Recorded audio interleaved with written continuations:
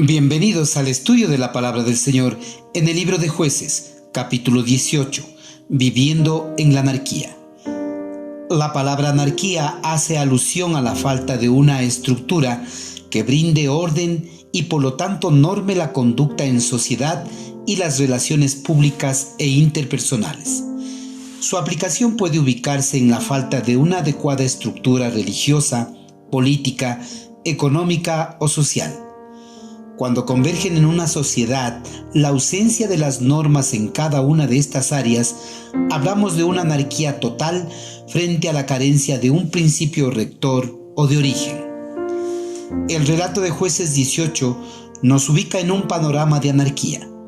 El versículo 1 nos muestra que no había rey en Israel en aquellos días. Según el capítulo 17, versículo 6, cada uno hacía como bien le parecía. Esta era la realidad de aquellos días, razón por la cual no obedecían las normas sociales, religiosas y de orden entre ellos. Estas normas estaban estipuladas en el Pentateuco. El texto bíblico nos plantea cómo el levita, buscando sustento, se alquiló como sacerdote particular y luego, encontrando un mejor postor de sus servicios, se marchó con la gente de la tribu de Dan para fungir como sacerdote de esta tribu. Esta tribu no solo incurrió en una acción anárquica, sino que promovió el fetichismo en esa época, ya que este levita se llevó consigo el efod, los terafines y la imagen que tenían los de la casa de Micaía, razón por la cual los moradores cercanos a Micaía fueron tras los de Dan para tratar de recuperar dichas imágenes que creían les traían seguridad y protección, aunque no pudieron. Finalmente, esta acción de los de Dan los condujo a su propio sistema semi-idolátrico, instituyendo sus propios sacerdotes, su sistema religioso y una imagen tallada. Esta fue una de las razones por la cual esta tribu fue castigada, siendo siglos después llevada al exilio.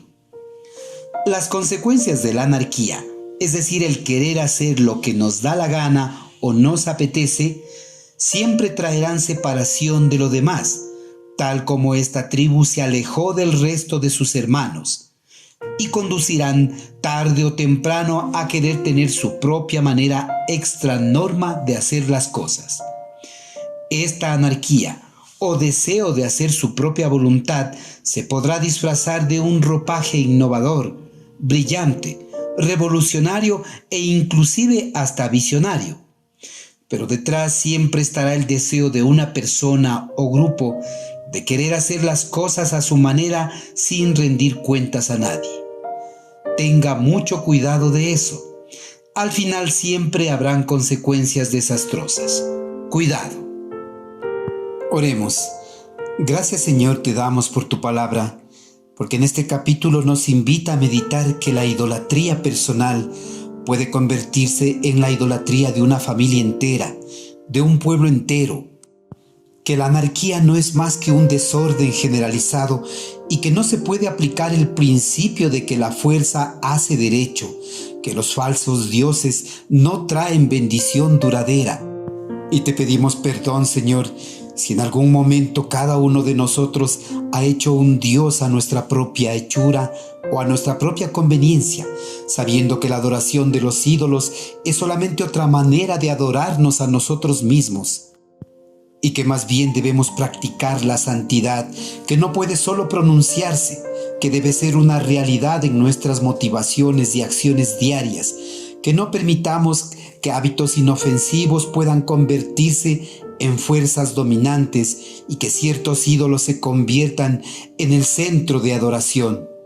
Y que más bien nos recuerda tu palabra en Romanos 13:2, que por consiguiente el que resiste a la autoridad, a lo ordenado por Dios se ha opuesto, y los que se han opuesto sobre sí recibirán condenación.